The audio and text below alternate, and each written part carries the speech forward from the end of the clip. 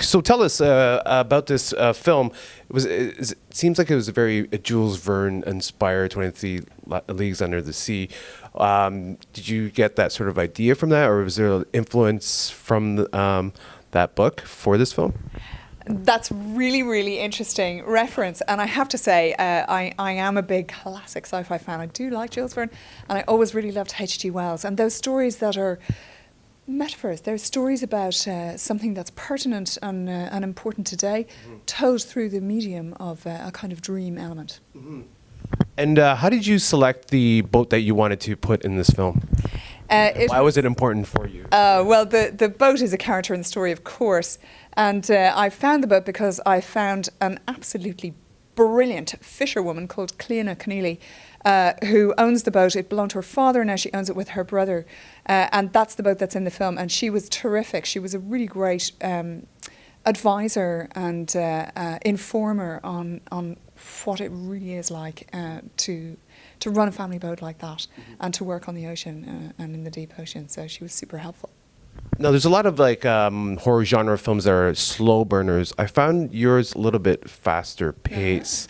So can you comment a little bit about that? Well, it's interesting that you call it a horror movie. I'm not sure that I agree that it's a horror film, actually. There aren't really any jump scares in it. It's not really intended to terrify the audience in that way. It's intended really more to mobilize emotion, I hope.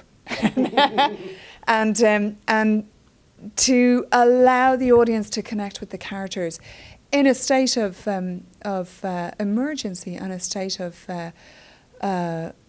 panic. But I'm not sure that it's a horror.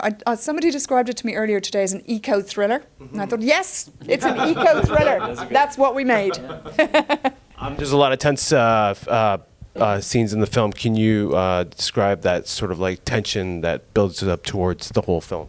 As an actor, you're just there trying to be there in the situations, and there's so many other layers that's going to get attached later onto the film, and that's where you trust the director. And we try to, yeah. No, we're in such safe hands, you know. So that was just, I was just trying to be there and trying to be truthful in those moments, and then. That's what we talked about it earlier. It's so surprising when as an actor, when you do this type of genre films.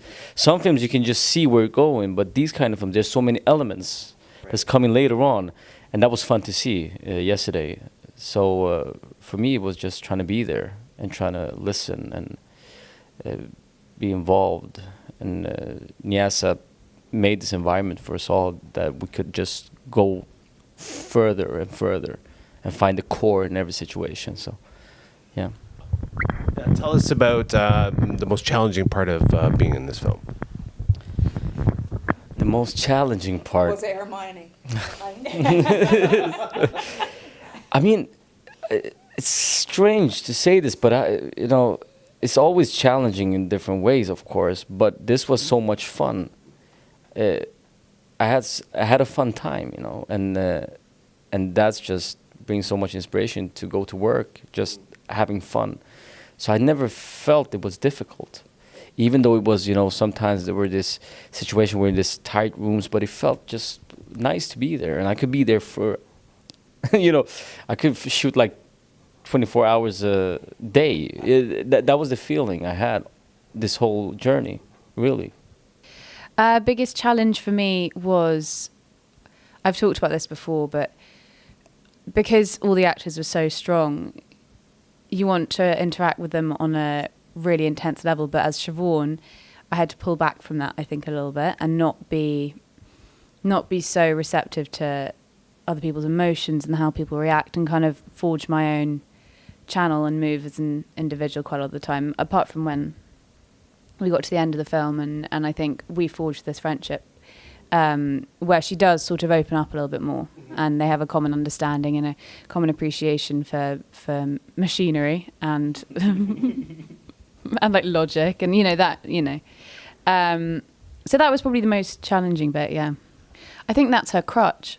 I think if you really struggle to fit in with other human beings, I suppose that you have to find something somewhere where you do fit in. And I think the lab is where she feels herself, and when she's researching, she feels herself, and she feels akin to animals and probably feels akin to the creature because the creature is also displaced and a bit random, and she probably feels a bit like that.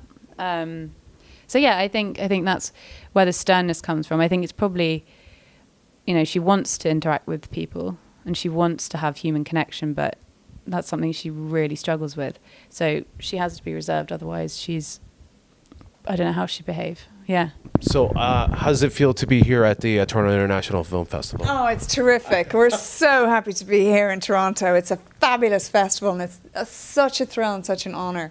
And to have screened on the opening night and tonight on the second night of the festival is just really huge thrill for us. Yeah, fun is fun. Just trying to be here and enjoy it and absorb everything. It's really fun to meet everybody again. So it's just amazing. Yeah, same thing. So great to have everyone back together again. And also, I've never been here for the festival before, so it's my first time. So it's so exciting. Yeah.